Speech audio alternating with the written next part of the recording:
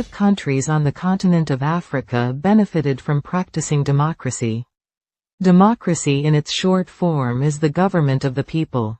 But look at the ways leaders of Africa who claim to be practicing such a system have taken it upon themselves to abuse such a beautiful system which should have been the best because it allows everyone to choose who shall represent them at all levels of government. In our opinion, democracy is a beautiful system, but only when it is practiced nicely. Today, on the continent of Africa, all the leaders in various countries see this beautiful system as a way to get rich quickly, thereby undermining the principles and benefits of democracy. Look at the military leader of Burkina Faso and others running the military system of government in various countries in Africa. In a space of a few years, they were able to achieve greatness and at the same time pull their people out of hunger and poverty, which is so nice. But other African leaders who are practicing democracy, who have been in power for so many years, have destroyed the economy of their countries.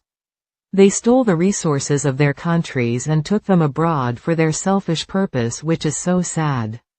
Our point is that countries on the continent of Africa should adopt any system of government that would bring economic prosperity and end insecurity, hunger and poverty across the continent of Africa. We would also use this opportunity to call on leaders in all countries on the continent of Africa to open their borders for Africans, and allow free movement of goods and services so that they can be able to trade more with each other.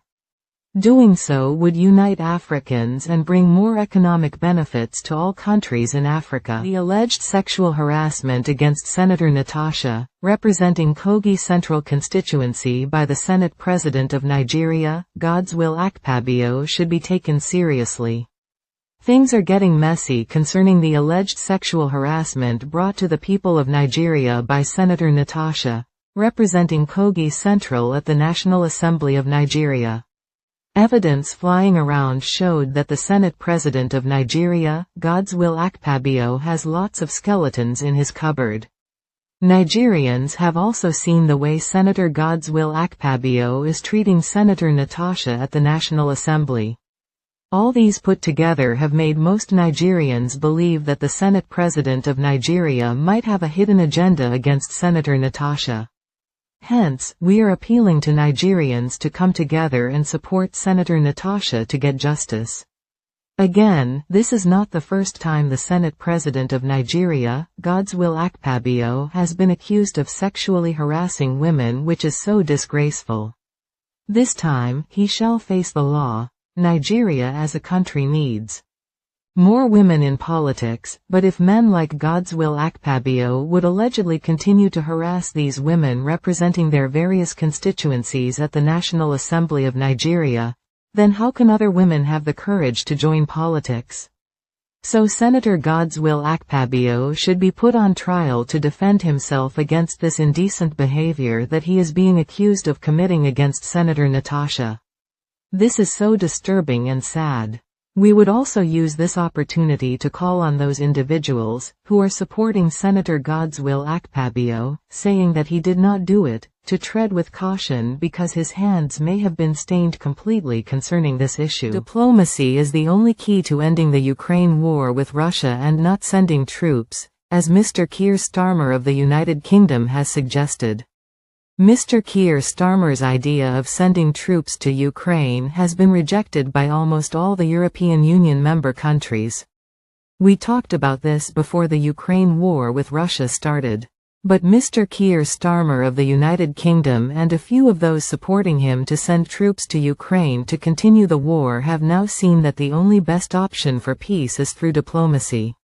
Sending troops to Ukraine, as Mr. Keir Starmer of the United Kingdom suggested, would only escalate the conflict, which would cause more death and destruction of properties worse than it is at the moment.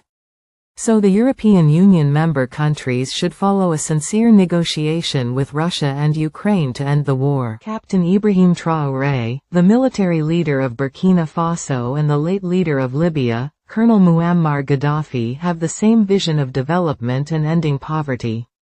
A country with a dedicated leader, very honest, focused and with a vision shall always work for the betterment of the people of the country.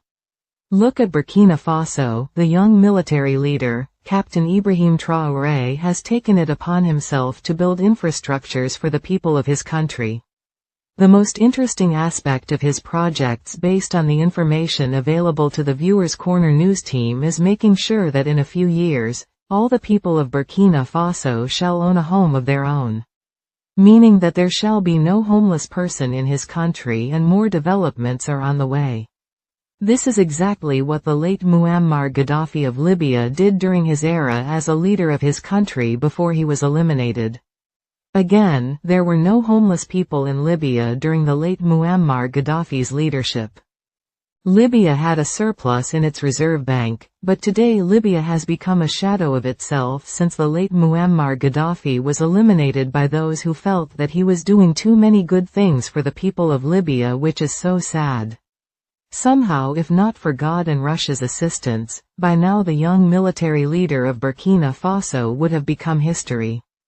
Too many coup attempts were staged against Captain Ibrahim Traoré of Burkina Faso, just because he wants the best for the people of his country, which is sad.